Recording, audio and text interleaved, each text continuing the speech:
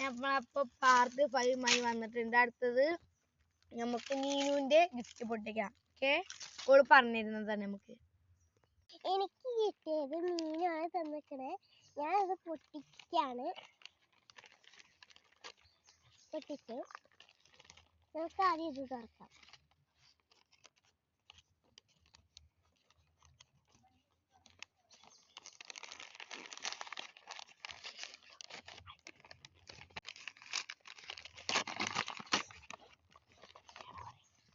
എനിക്ക് തൊപ്പിയാണ് കിട്ടിയിരിക്കുന്നത്. എനിക്ക് പാകമില്ല.